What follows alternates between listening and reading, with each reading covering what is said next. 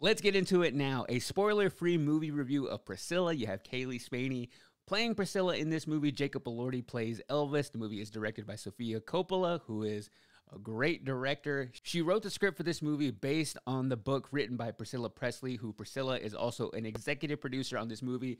And I feel that is a very key role in how I interpreted this movie and how I ended up enjoying it so much, because to say that the dynamic between Elvis and Priscilla's relationship is toxic, is controversial, is kind of an understatement when you really look at the facts that he was in his 20s, already a superstar whenever he met Priscilla while he was in the army, stationed in Germany. She was an army brat, and she was 14 years old when they first met and started spending time together.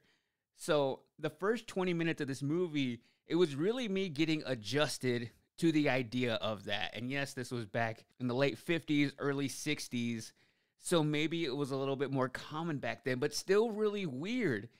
And I feel the way we have Elvis placed in our heads as being this superstar that is so beloved, I don't think this movie was trying to diminish his reputation. It was really just telling Priscilla's side of the story. It wasn't trying to paint him in a bad light or even give him the spotlight in this movie, because it is all from her side of the relationship. But what this movie helped me understand is what it's like to be married to somebody who is that big of an icon and that big of a presence, to be with somebody who is not only famous, but gets everything that they want, has all the money to do anything they could ever imagine. Going back to the early stages of their relationship where she's 14 years old, Elvis is in the army, and he just lost his mother, and that's kind of where their relationship really begins to grow, because he was homesick, lost his mother, and he needed somebody to confide in, and that is what Priscilla became for him. She helped him get through that time.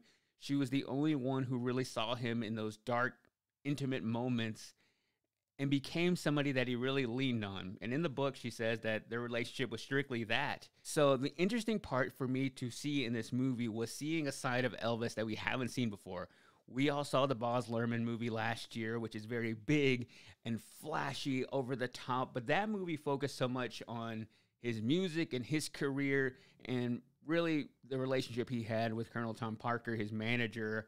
And it was kind of their struggle, his manager being the villain and Elvis being the hero of that story. Here, it's a little bit different. Elvis isn't really seen as a good guy. He's also not the main focus of this movie.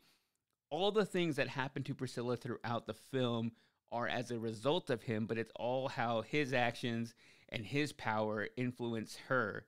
So it's a much different story that I really ended up finding to be a more interesting story, because it was a side of him that we've never really seen before. And it's really showing the dynamic of somebody married to somebody so famous who ends up treating her the same way that he treats everybody on his team. And it was so interesting to see that dynamic, that it's almost that she wasn't a real life person to him. She was, as how Priscilla described him in real life, to be kind of his doll that he would dress up, tell her what to wear, tell her how to speak, tell her how everything he controlled, which rock stars, famous people, actors, musicians, they get so used to getting their way in every aspect of their life that he took that and translated into how he controls the person that he's supposed to care about the most. There are moments where she is the most important thing in this world that you see throughout the film, but there are also moments where he kind of forgets that. It shows Elvis's ability to lose his temper in a second, his relationship with pills and sleeping all day and partying and having all these people around him all the time, and the toll that that takes on the partner in that relationship of Priscilla having to stay at home when he goes on tour. We see that side of him being seen in tabloids, cheating on her and trying to tell her that it's all made up. So there's a lot of manipulation. There's a lot of gaslighting. There was a lot of grooming early on, even though that wasn't really known to be a thing back in that time. That is exactly what this movie shows. And again, I don't think it was set out to villainize Elvis or tarnish his image. I just think it was telling her side of the story. And based on her own words, based on everything that she put in that book. And I think it's very powerful. I found myself to be more moved by Priscilla than I did Elvis last year. And I think it's because it's an A24 film and it just has a grittier feel to it. Even down to the actors' performances, I found myself being fully into Jacob Elordi as Elvis. Didn't fully look like him, but through the wardrobe, I didn't really see him and think, oh, it's just a guy from Euphoria. I bought into the fact that he was playing Elvis. I thought he had the voice down pretty well.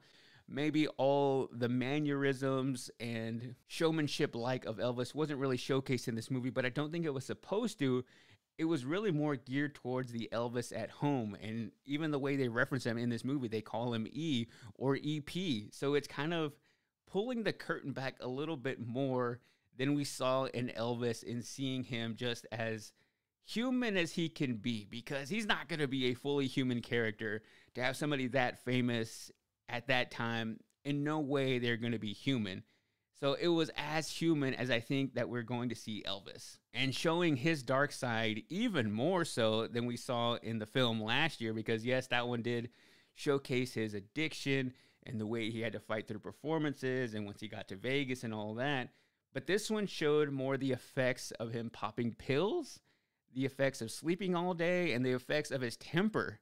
There are moments in this movie where it gets very hostile between the two. You see these fits of rage come out of him and then quickly apologize, therefore adding to the dynamic of their relationship that things were not good. The thing I wasn't expecting to find in this movie was comic relief. The movie was oddly comedic, not really on purpose, but there were moments in the movie where they kind of made Elvis out to be kind of a buffoon, to be kind of a dummy. So there were moments in my movie theater screening where people were laughing, and I feel like that added a different level of tone to the story, of having these little moments where, oh, these are normal people, even though they seem like larger than life figures. So I thought that was a nice touch. I really credit that to director Sofia Coppola, who I thought did a fantastic job directing this movie and really getting some amazing performances out of everybody. And also shout out to the wardrobe department on this movie and the soundtrack and score. They didn't use any Elvis songs. I think there are a couple moments where they show some of his live performances, but they really did a good job of keeping the focus off of Elvis, which is probably hard to do in a movie like this when he is so dynamic when he is on screen. It's having that ability to shift it over to Priscilla to show the effects that his stardom is having on her. And the score also had like these really nice 80s inspired, modern, almost rock hip-hop type songs in between certain scenes. I think specifically in the scene whenever her first big transformation into how Elvis tried to get her to look exactly like he wanted her to look, there were little moments like that that really made it feel like an A24 film, because it took it out of the time period and really modernized it. So I really like that aspect of it too. Kind of reminded me of what Baz Luhrmann always does and did with Elvis, of putting these really modern tracks in places where you don't expect them. So overall, when all was said and done, and I know I keep comparing it to Elvis, which maybe isn't the most fair thing to do, but I found myself enjoying this side of the story more. Because I think when it comes to biopics, I love the grittier side. I love the side that shows all the biggest, darkest moments, which I don't really think Elvis focused on that so much. This was really just almost a slice of life story, because when you look at the story on paper, it's not a traditional story format. It doesn't really follow an act 1, 2, and 3. It's really just telling their entire life story. So I feel like it was directly taken from the book. So I think what the movie served as was just a really deep dive and a character study into these really gritty characters. So I found that way more enjoyable than the big lavish musical movie that we got last year, because it really just plays more to my taste. It plays more to the dark side of the story, which there are a lot of dark elements when you break it down. So really the only issue I had was the subject matter of getting over the creepiness of their relationship early on. But once I figured out that it really wasn't trying to villainize anybody, and also reading what Priscilla had to say about this movie being made and it really being a representation of the story she wanted to tell, I find myself having more comfort in knowing that it wasn't somebody making the movie of just trying to monetize off of that. So that definitely bumped up my scoring. So for Priscilla, I give it 4.5 out of 5 Gracelands.